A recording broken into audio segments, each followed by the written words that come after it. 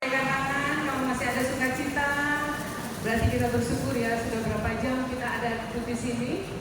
Mulai jam 2.30. Saya lihat ada yang lebih awal datang jam 1 di saat saya masih makan. Kebetulan tadi kami melayani di jemaah rumah sakit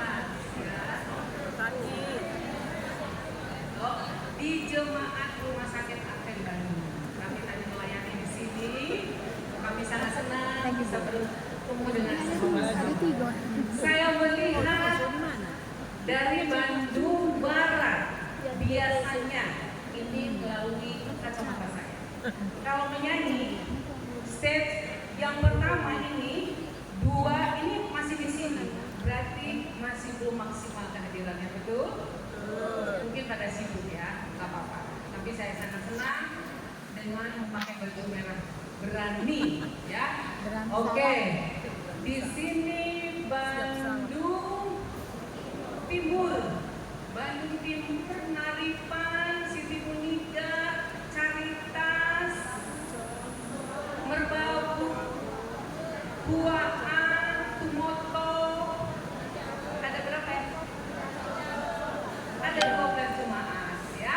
Saya lihat juga belum lengkap. Soalnya saya lihat ada sahabat-sahabat saya yang hilang. Mungkin kesibukan. Ya. Oke, Bandung Barat. Bandung Utara. Saya hafal. Ya, Bandung Utara. Saya lihat dari Brunei hanya 1 Ibu Syihota. Betul? Oh, ada Judith, sorry. Ada Ibu Pendeta. Oke, ada Ibu Pendeta Pataya. Oke ya. Jadi yang lain tidak hadir tidak apa-apa, kalian sudah mewakili. Ada Pucuk, ada Setia Budi, ada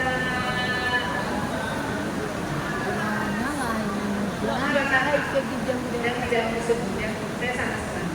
Sukacita sekali pada sore hari ini saya berdiri di hadapan para wanita Advent. Saya hargai bagaimana perjuangan sebagai koordinator bakti wanita Advent di jemaat. Tidak mudah, betul kan? Menghimbau, ayo kita berdoa, ayo kita mengikuti jaringan doa nanti, ayo kita membuat pelayanan nanti, ayo kita retreat. Apa jawabannya? Ayo. Amin. Tidak apa-apa. Itu sesuatu hal yang wajar.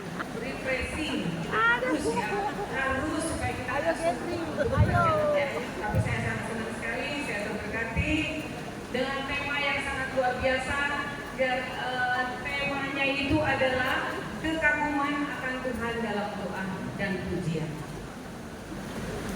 Dan terima kasih juga kepada Ibu Fendi bersama dengan tim ya, karena terus terang seperti saya dulu di sini nggak bisa bekerja sendiri. Saya ada tim untuk PWA. Begitu juga dengan saya lihat Ibu Margun, Ibu Dian, mereka juga ada tim untuk melakukan pelayanan. Kita tidak bisa mengerjakan sendiri. Begitu pula saya di Uni, saya dapat ya mandat lah ya, dapat harus bekerja melakukan pekerjaan sebagai koordinator bakti wanita Advent di Uni Indonesia Barat. Walaupun terus terang saya sudah nikmat duduk sebagai sekretaris dari pemuda Advent, dari anak-anak, dari rumah tangga. Saya nikmati pekerjaan itu karena background saya adalah sebagai sekretaris. Jadi saya sangat senang sekali menerima jabatan sebagai sekretaris, kembali ke basic karena saya ambil pendidikan sekretaris. Tapi oleh karena keputusan, sebetulnya saya berbicara pendeta Cakra, masih ada yang lain. Aku belum bilang ini sudah lengkap, sudah tidak bisa diputuskan. Jadi saya harus menjalankan, ini adalah amanah. Ini adalah amanah, berarti saya harus melakukan pekerjaan ini. Tetapi saya banyak belajar dari Konven Jawa Barat. Amin. Bagaimana kita menghadapi setiap bakti wanita Advent. Mudah. Bakti wanita Advent itu mudah. Hanya kita tinggal rangkul, kita membuat program yang bagus, ya. Yang tadi kalau untuk pelayanan memang agak sulit-sulit, untuk berdoa juga agak tersendat-sendat, untuk kritik oke, tidak apa-apa. Disinilah saya bertumbuh di Konferensi Jawa Barat. Oleh karena anugerah Tuhan saya bertumbuh dengan kerohanian yang dituntun oleh Tuhan, memahami, oh beginilah pekerjaan kita. Jadi pesan untuk para istri pendeta yang ada di sini, istri pendeta adalah sebagai penasehat untuk bakti wanita aktif di jemaat. Itu ada buku manual, itu ada buku tulisannya dari General Conference. Sebagai istri pendeta, saya tekankan di setiap perjalanan saya, Sumatera, Kalimantan, Jawa Timur, Jawa Tengah, saya tekankan istri pendeta adalah penasehat untuk bakti wanita aktif. Ini harus dijalankan dengan keputusan, karena awam memerlukan kita menjadi rekan kerja sebagai penasehat untuk pelayanan pekerjaan.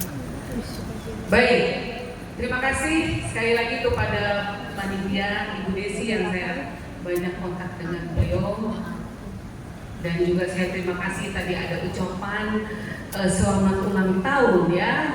Dari kita tidak bisa meninggalkan sahabat kita, Ibu Marbun, Ibu Dian, karena saya yang pertama tongkat estafet itu saya berikan kepada Ibu Marbun, Ibu Dian kalau saya, ya Ibu Marbun, saya, Ibu Dian. Ini tongkat ini harus diberikan.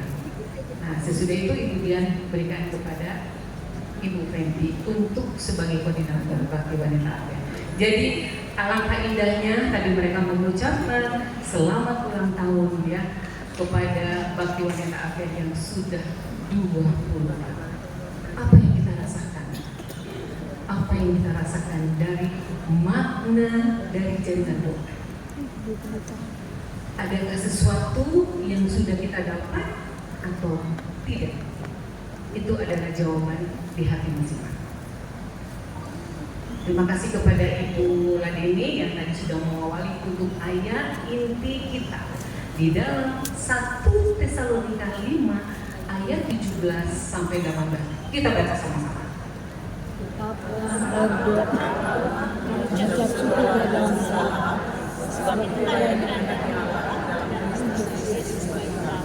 Terima kasih. 1 Tesalonika 5 ayat 17 sampai dengan 18. Tetaplah berdoa, mengucap syukurlah dalam segala hal, sebab itulah yang dikehendaki Allah di dalam Kristus Yesus bagi kami. Terima kasih untuk lagu pujian Bandung Utara, Bandung Timur, Bandung Barat, dan khususnya juga nanti Bandung Barat saya melihat anak-anak muda. Inilah generasi yang kita harus pupuk ya. Keterlibatan kalian di dalam mengambil bagian, kita perlu anak-anak muda.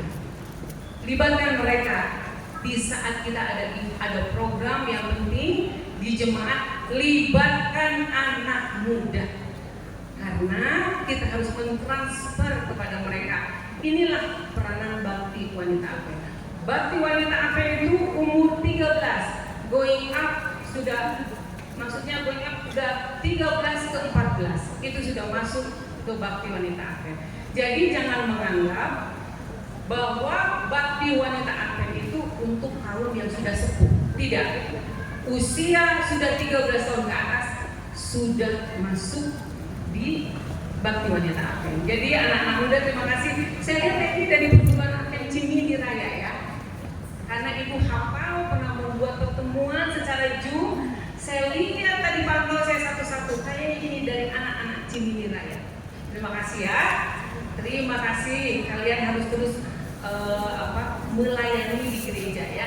Dampingi para orang tua. Sini Ibu saya bantu untuk PowerPoint, untuk menerima tamu. Harus siap. Terima kasih. Dan terima kasih juga saya mengucapkan kepada jemaat Rumah Sakit Advent Bandung yang sudah memberikan tempat, dan memang kita bermohon juga supaya kursi ditambah. Terima kasih. Baik. Tadi saya sudah sebutkan 1 Tesalonika 5 ayat 17 sampai dengan 18. Puji Tuhan atas kasih setianya. Hari ini kita merayakan 20 tahun jaringan doa di Konven Jawa Barat. Kita lambaikan tangannya, itunya benderanya. Boleh foto, mana fotografernya? 20 tahun perjalanan yang sangat luar biasa ya, dengan tema kekaguman akan Tuhan dalam doa dan pujian. Tadi sudah cukup turunkan benderanya. Tadi kita sudah cukup sudah menaikkan pujian, itu juga doa yang sudah dilayangkan kepada Tuhan. 20 tahun adalah bukti nyata bahwa doa memiliki kekuatan luar biasa untuk menopang, untuk mengubah kehidupan kita secara pribadi dan mendukung keluarga, terlebih mendukung pelayanan di gereja. Ya. Karena setiap pertemuan pasti ada pokok doa yang dikirimkan oleh koordinator jaringan doa di jemaat. Ini pokok doa yang akan kita bawakan. Ada beberapa item A, B, C, D, itulah yang kita doakan selama 20 tahun. Bisa bayangkan, ini adalah sesuatu yang sangat luar biasa. Bagaimana tadi pengalaman yang sudah kesaksian oleh Ibu Otang Bolon, itulah perjalanan terbentuknya jaringan doa di Konven Jawa Barat.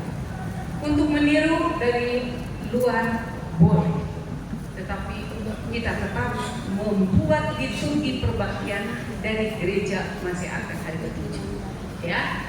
Karena dari jendela konven juga ada prayer net yang digagas oleh Jerry Page. Itu udah lama, cuman kita terlambat.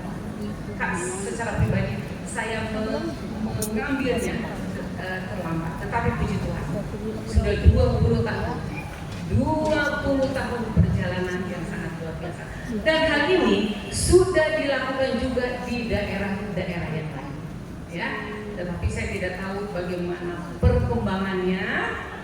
Saya lihat mungkin mereka sangat berjauhan, tetapi saya berterima kasih perjalanan jaringan doa pun ada di 9 daerah.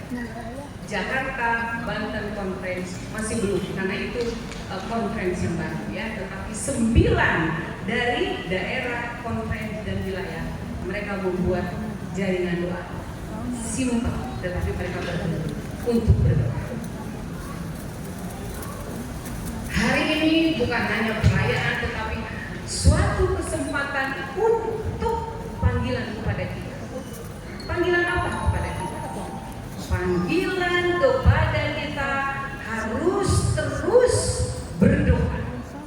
Panggilan kepada kita harus terus mengucap syukur dalam segala hal, yang seperti yang diajarkan oleh Rasul Paulus di dalam 1 Tesalonika 5 ayat 17 sampai 18. Yang pertama, panggilan untuk tetap berdoa. Makna tetap berdoa. Tetap berdoa bukan berarti selalu melipat tangan, tutup mata, tetapi hidup dalam komunikasi yang terus-menerus dengan Allah, baik melalui doa secara formal maupun doa di dalam hati. Bukan kita dalam keadaan yang sesak, dalam keadaan yang sempit, kalau kita harus berdoa dimanapun kita bisa melakukan. Mengasingkan diri, boleh kita ada di pojok, kita berdoa. Sebagai wanita banyak sekali yang harus kita hadapi. Peranan kita sebagai orang tua, membesarkan anak-anak bukan hal yang sangat mudah, betul. Memerlukan lutut kita untuk terus berdoa. Memerlukan mulut kita untuk berkomunikasi dengan Tuhan. Kita diajarkan untuk menggunakan mulut kita ini berkomunikasi dengan Tuhan. Kurangi hal-hal yang tidak bermanfaat. Gunakan mulut kita untuk berkomunikasi dengan Tuhan. Gunakan lutut kita untuk berdoa.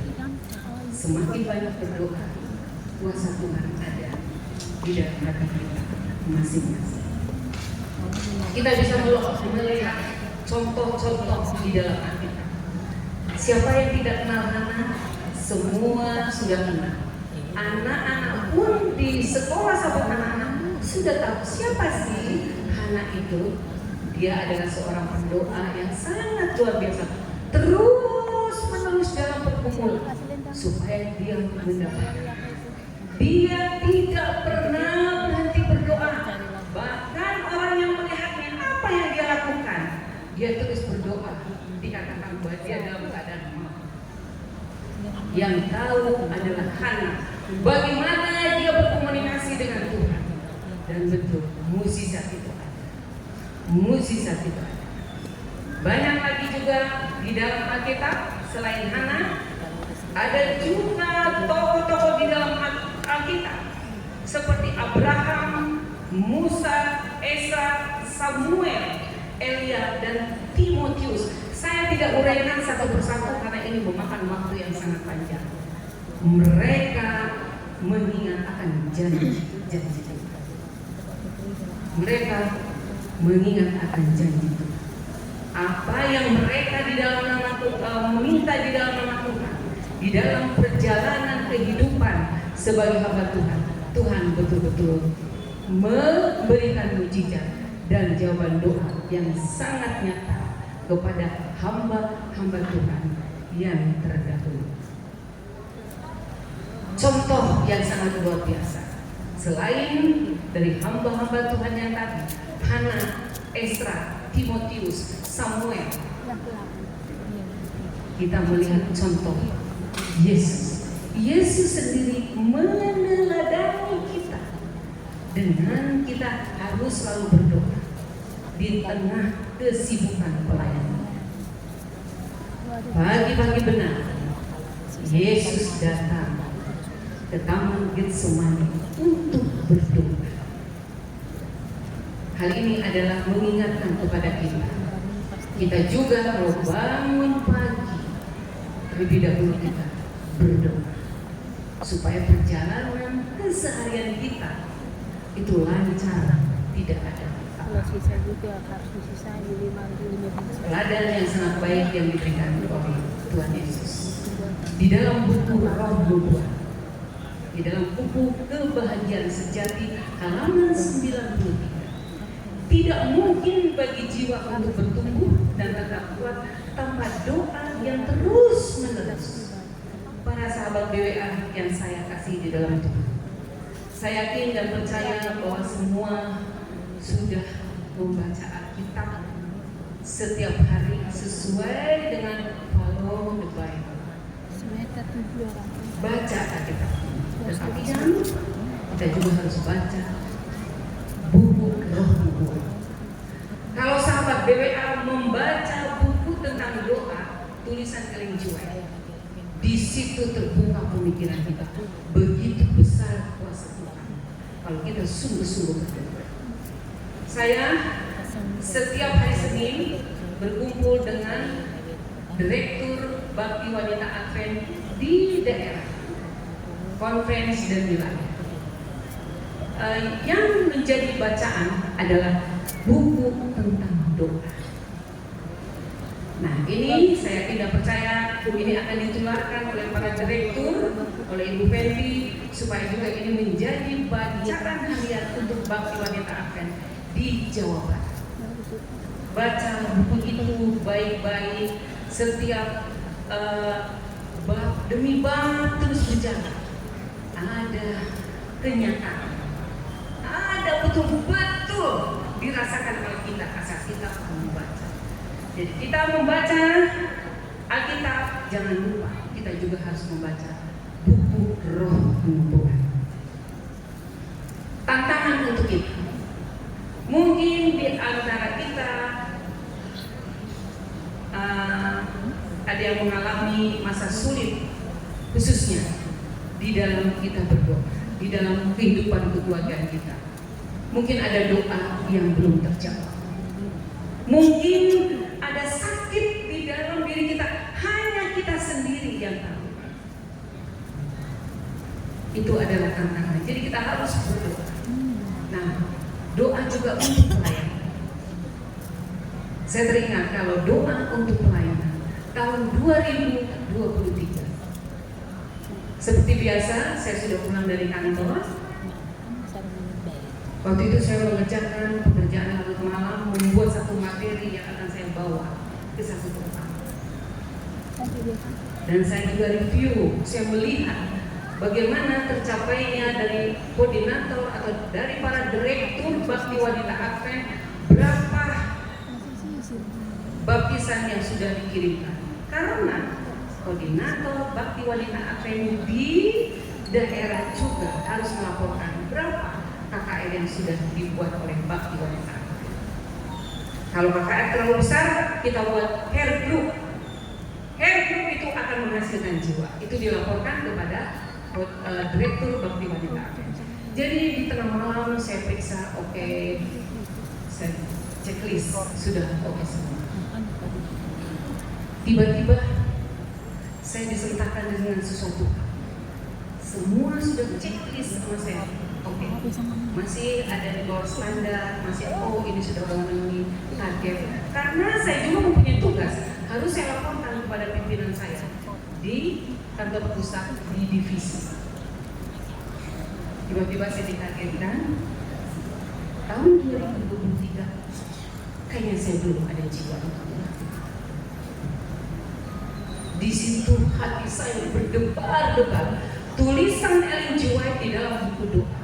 Di saat kita berdoa dengan pergumulan yang sangat dalam, hati kita berdebar-debar, rasa takut dan khawatir. Itulah yang pernah saya alami. Saya bertelut, saya bangunkan suami saya, ayo kita bangun. Karena cakap udah duluan tidur, karena memang itu sudah tidak sepantasnya untuk membuka lagi komputer, harus ditutup. Sudah sangat larut malam, cuma saat ada sesuatu yang harus saya kerjakan. Singkat cerita, saya cerita kepada dia, ada kendala ini. Kita belum memberikan jiwa di tahun 2023 kepada Tuhan. Dia rangkul, itu juga beban saya. Kita berdoa bersama-sama. Berdoa layaknya seorang ibu kalau berdoa meneteskan air mata. Setiap tetesan air mata untuk ibu bisa berdoa itu mempunyai arti yang sangat luar biasa. Tuhan melihat, apalagi di saat kita berdoa untuk anak-anak kita, kita tahu anak-anak kita keluar dari kita. Kalau kita melihat ke dunia luar sangat mengerikan pergaulan anak-anak. Tapi saya yakin dan percaya kita mempunyai saat teduh pagi dan malam. Itulah yang ditransfer kepada anak. Kembali ke cerita saya, memang saya berdebar-debar, rasa ketakutan. Terus berdoa. Akhirnya suami saya mengatakan, sekarang sudah waktunya kamu tidur, sudah malam. Masih ada esok untuk bisa mengerjakan pekerjaan ini. Memang sudah lama tidak pantas ya. Apalagi usia seperti saya sudah 61 tahun, harus jaga, harus menjaga tidur itu paling bagus jam 9. Jangan pernah main-main tidur di atas jam 10 ke atas. Terganggu di saat udah usia yang tinggi. Singkat cerita, kami bangun pagi, kami disegarkan. Di situ kami terus berdoa dengan pendeta Cakra. Minggu pertama terus kami berdoa. Minggu kedua belum ada jawaban. Minggu ketiga belum ada tanda-tanda. Minggu keempat, minggu kelima, minggu keenam. Saya bilang, Tuhan, kembali saya datang kepada Tuhan secara pribadi. Mungkin ada kesalahan di dalam diri saya harus memperbaiki. Kami berdoa, kami terus berdoa. Tuhan, satu pokok doa, izinkan kami memberi jiwa kepada Tuhan untuk tahun 2023. Saya berkeliling dari satu tempat, Sumatera Utara, Sumatera Tengah, Sumatera Selatan, terus berjalan di Jawa Timur, ke Bali, Balikpapan, Pontianak mengadakan KKR. Tetapi KKR itu bukan hasil dari saya. Siapa yang bekerja untuk KKR di daerah-daerah atau di jemaat? Anggota jemaat dan panitia yang bekerja. Saya ke sana hanya sebagai pembicara, mengingatkan kembali akan nasihat Tuhan, mereview kembali untuk para calon baptisan. Jadi saya mengatakan itu bukan hasil dari saya. Walaupun hasilnya itu 36 sekian, bukan pekerjaan kami, itu pekerjaan dari umat-umat Tuhan di jemaat dan di daerah. Amin. Sudah masuk tadi minggu ke-6, saya terus berdoa. Sudah mau masuk minggu ke-7, hari Rabu, di siang hari bolong, kring, telepon berbunyi. Terus, itu waktunya jam makan, sudah istirahat. Saya tidak angkat telepon itu, karena tidak ada nama. Dan saya terus terang, telepon tidak ada nama, walaupun itu siapa, saya tidak angkat. Yang saya paling takutkan adalah dari orang-orang yang menawarkan, oh ini enak, oh ini ada jaminan ini, aduh. Soalnya saya pikir nggak bisa saya untuk menerima tawaran. Jadi saya paling takut terus terang kalau ada telepon tidak ada. Terus ini telepon berdering terus. Akhirnya saya angkat telepon itu dan saya memang tidak tahu. Halo, dari mana ini? Tahu bahwa saya nggak ramah di saat menerima telepon. Tahu, kok nggak ramah ya? Kita tahu dong, tapi kalau halo, kita tahu, oh itu orang senyum. Halo, itu kan kamu pasti cemburu. Ya seperti itu, saya nggak mau gitu, karena nggak ada nama. Akhirnya, dari mana ini? Saya masih nadanya agak tinggi. Dari mana ini? Anotan. Ramah sekali. Siapa ya? Masih tetap siapa ya? Tante jangan kaget. Memang harusnya saya ini informasi dulu, kan boleh nggak bertelepon. Ini dari mana? Ternyata ini anak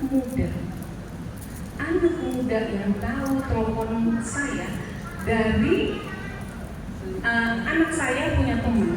Jadi dia bilang kalau mau komunikasi, mau belajar, boleh kamu kontak Ibu Cakra dengan kita saja.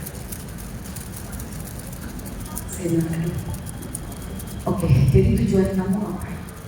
Kan saya mau belajar. Oke, saya bilang, sebelumnya saya minta maaf ya.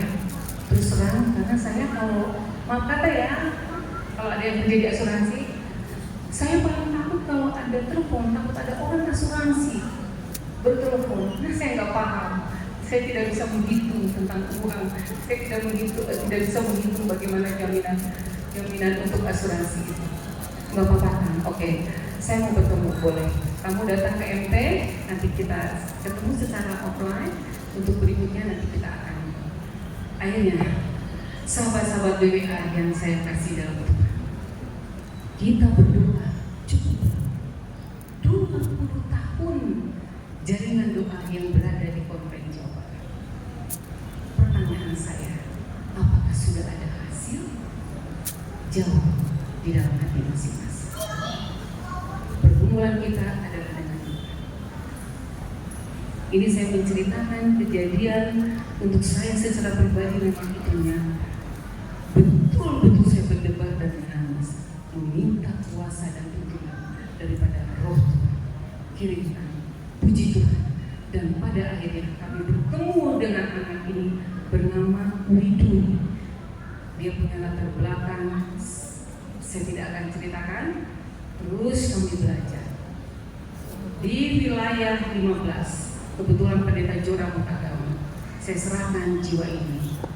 Pendeta Cakra bilang dikasih aja ke KKR sana.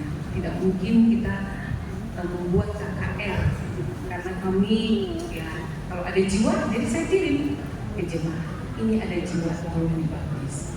Ini ada jiwa tolong dimantapkan. Puji Tuhan. Kalau Roh Kudus sudah bekerja untuk kita, apa yang kita minta Tuhan akan memberikan. Amin. Roh Kudus memakai kita asal kita mau bekerja di dalam. Tidak ada yang mustahil jika kita sungguh-sungguh berdoa dan berdoa. Tetaplah berdoa, jangan pernah berhenti untuk berdoa. Tantangan untuk kita, tetaplah konsisten, tetaplah berdoa dalam doa pribadi, doa bersama di acara jaringan doa. Saya tidak mengajari doa pribadi, saya yakin dan percaya sudah dilakukan oleh sahabat-sahabat WWA yang ada di Konven Jabar. Buat jadwal kalian untuk doa. Dorong anggota keluarga dan jemaat untuk turut terlibat di dalam budaya untuk berdoa. Dan ingat pesan, janganlah berdoa terburu-buru. Karena Tuhan minta waktu. Izinkanlah aku berbicara kepadamu. Tuhan tidak meminta waktu berjam-jam. Jadi di saat kita berdoa, memang kita fokus kepada utarakan apa keinginan kita yang akan kita sampaikan kepada Tuhan. Panggilan untuk tetap mengucap syukur.